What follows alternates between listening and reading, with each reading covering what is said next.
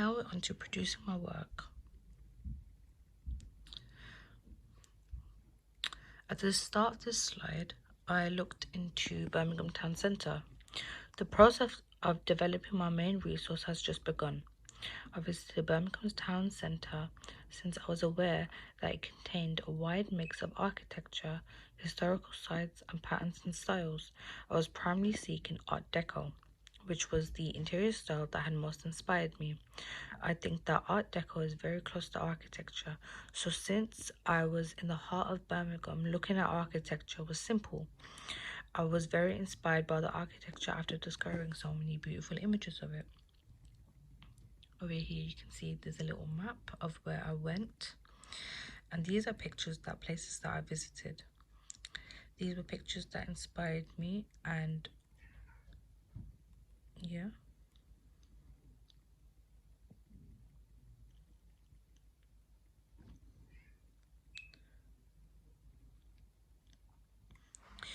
The majority of these stunning locations also were buildings. As I snapped photos of them, I began to consider how I might render them into an Art Deco style. I wanted to explore for several buildings with various styles that could have several alternative primary resource drawings. I was extremely motivated by geometric shapes and repetitive pattern because each one of them was unique in its own way. I also had assistance from one of my peers as they traveled to New York, where the Empire State Building, a notable example of Art Deco architecture, is located.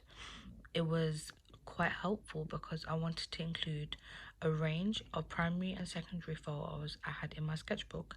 As you can see, I'm going to show you the photos from New York that I received from one of my friends.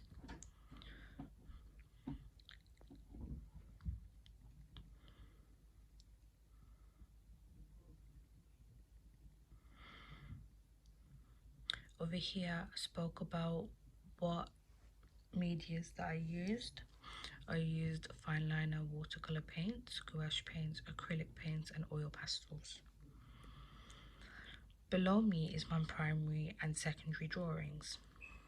I specifically wanted to draw in fine liner, as you can see over here.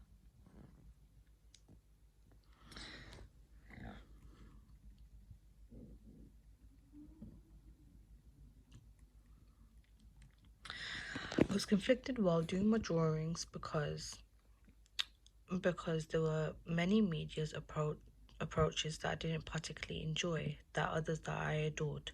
The fine liner was my first preference. I adored the fine liner because it was really highlighted the artwork, bold lines, and gave them a more noticeable contrast to pencil or colour. I really enjoyed using gouache paints since they were so simple and they gave me the option to soften the colours. I was using as well as generic strong colours to make my painting stand out.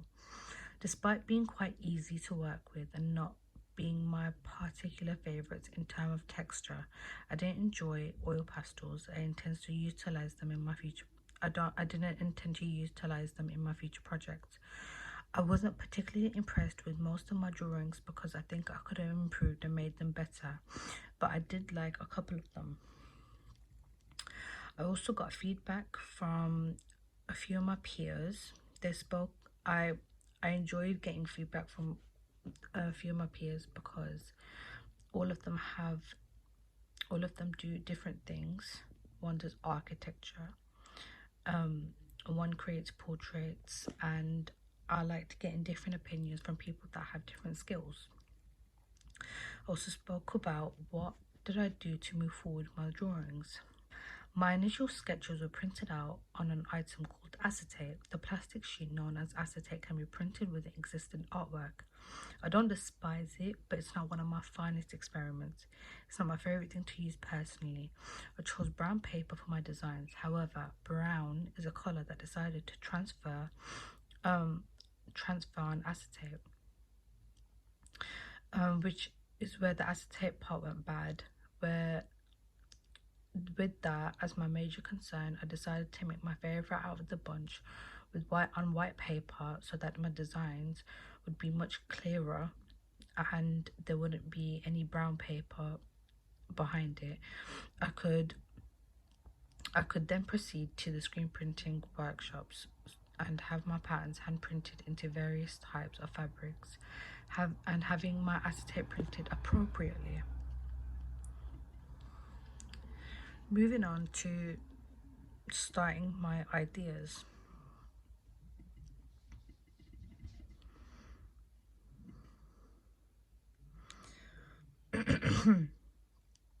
Over here, I spoke about my idea one. I looked at every type of architectural style that exists to produce this core visual. After doing extensive research on numerous interior design trends, I found that Art Deco was the style that most inspired me. I visited the city of Birmingham to find out all the architecture. Doing so opened my eyes to a wealth of romance, history, and art. I was able to clearly detect that Art Deco influence when I came up to an old building with a lovely repetitive geometric pattern. I captured a picture of a building right away and wanted to duplicate it. What had inspired me? When I was researching the various interior design trends, Art Deco truly got my attention.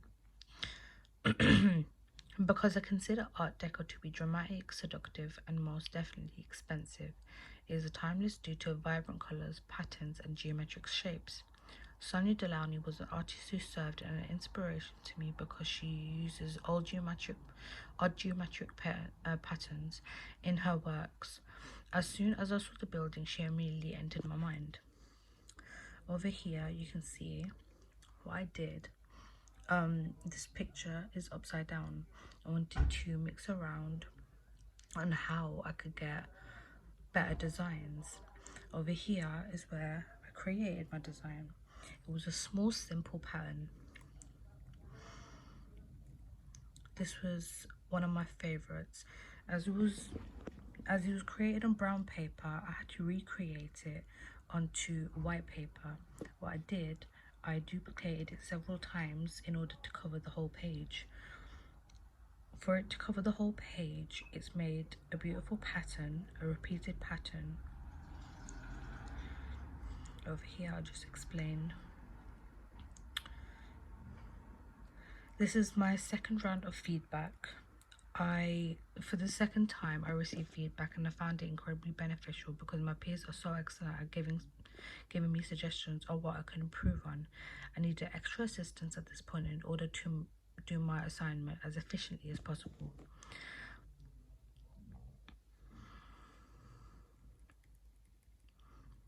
And I spoke about how I will improve my work.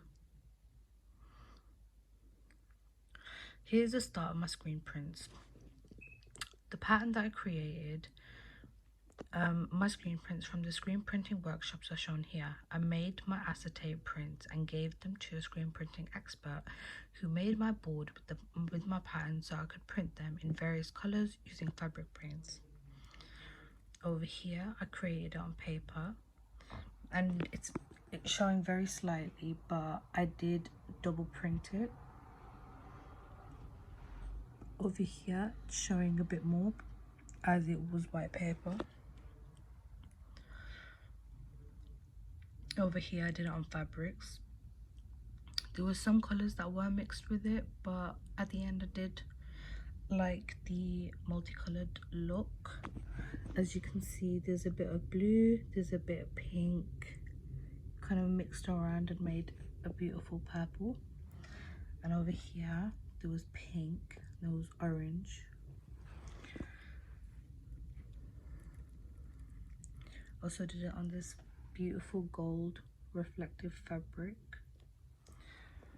Some of my patterns didn't print out properly as they made this.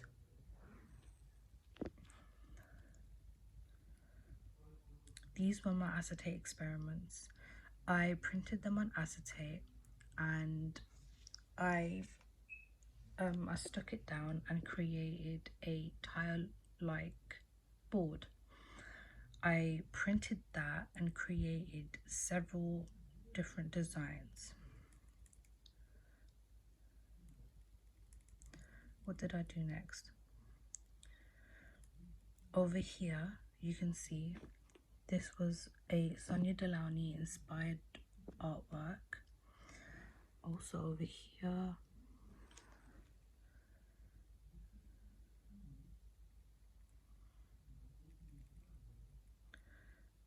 and it just goes on with my experiments. I've done a range of different types of designs.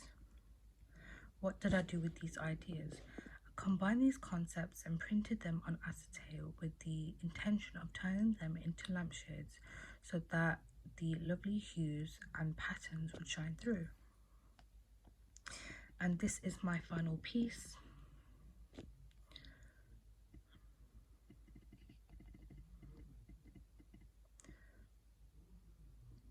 What did I create my final piece? For my final big project, I produced a number of different results, but my main one was a design that was influenced by the works of the artists Kuma Kengo and Sonia Delaunay. Because of Sonia Delaunay's use of color theory, which I greatly appreciate and is a key component of interior design, I was inspired. I was also inspired by Kuma Kengo as he created his architectural works. Over here you can see I created a quilted design as I window mounted them. The process of making this, I had my multiple pattern designed, and you can see the designs here in the background as I overlapped it with an inspired Sonia Delaunay pattern. For my final big project, I produced a number of different results, but my main one design was influenced by the works of the artists Kuma Kengo and Sonia Delaunay. Because of Sonia Delaunay's use of color theory, which I greatly appreciate, because it's a key component of interior design, I was inspired and I chose to translate this concept onto calico and cotton fabric. In an effort to refine it even further, I made a quilt out of it by placing a soft wool padding underneath. The bold black lines were first hand stitched by myself, but utilizing a sewing machine was more time efficient and gave my idea a more realistic feel. Subsequently turned into my final product. For a more polished presentation, I utilized a foam board. Over here you can see what inspired me.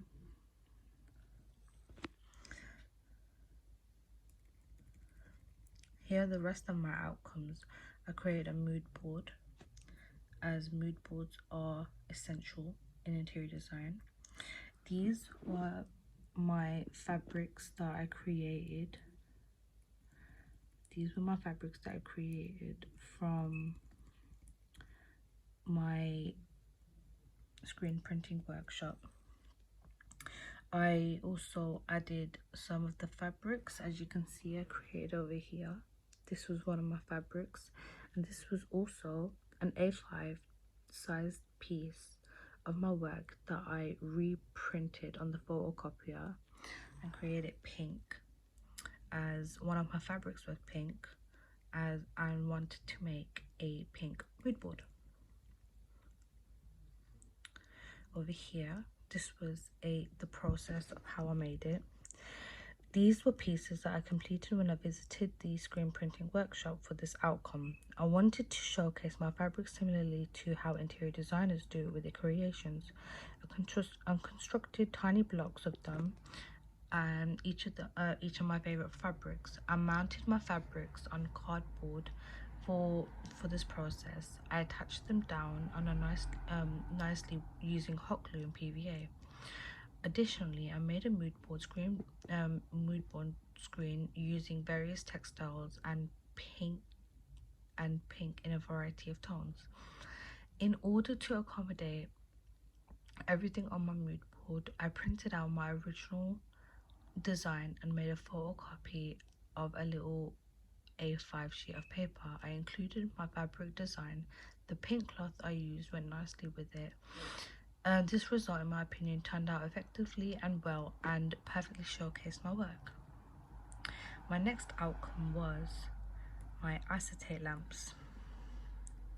As you can see, my favorite outcomes of when I was creating my ideas, I printed them onto acetate. For this outcome, I wanted to see if my design looked better in a variety of different colors, so I printed it out in several colors for this result. I chose my favorite and printed them out onto acetate. Originally, I intended to make a simple lightbox idea, but my teachers advised me to turn it into a lampshade. It was initially challenging to add light through it because I bought battery operated tea lights because they were too weak.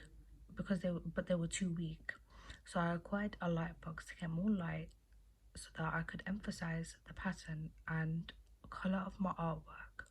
Since the light box was too tiny for all the lamps, I never had the resource to do so. Instead, I stuck them all on a sizable piece of foam board to arrange them nicely and uniformly. Over here, you can see a range of all of the acetate lamps that I created. I stuck them out on foam board so that you can see how it was presented. Over here, you can see my evaluation.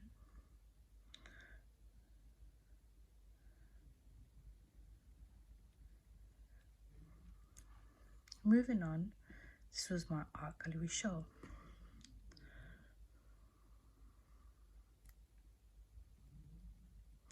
Putting my work on show. I participated in an art gallery exhibition along with the rest of the art department.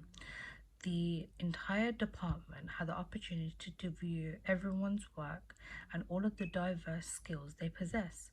It was an excellent approach to view the works of all of the many departments and to see their significant final projects. We had the opportunity to share this extremely special event with our relatives and friends. I really enjoyed the opportunity to present my work in front of strangers and see how they responded to it. Over here, you can see how it was presented. You can see it was nicely presented and I really liked how it turned out. Over here, you can see this my show statement.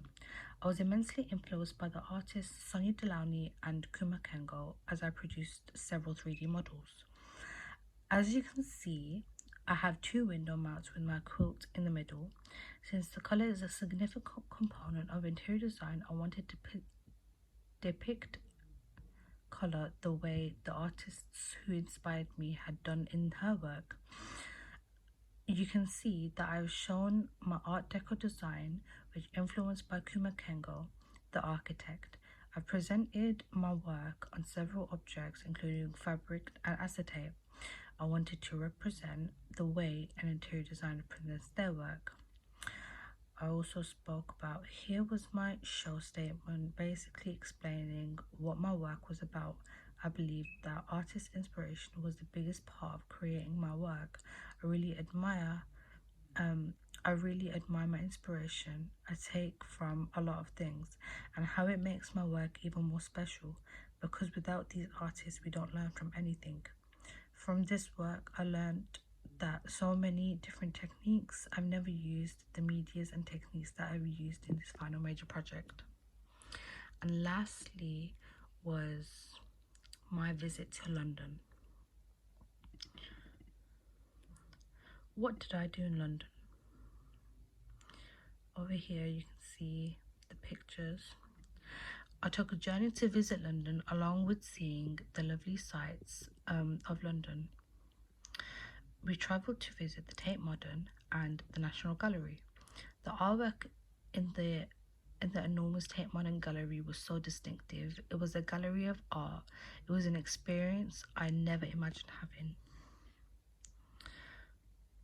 Here was the pictures that I took when I was at London. I also got to see the Big Ben. And I also In addition to touring the galleries, I had an opportunity to witness a protest in which thousands of women were dressed similarly and were calling for the preservation of the environment. It was an incredible experience, and witnessing it in action was a blast. The pictures that I took in the Tate Modern. These were 3D designs. The Tate Modern was mostly 3D works that was inspired by. This is what I took at the National Gallery.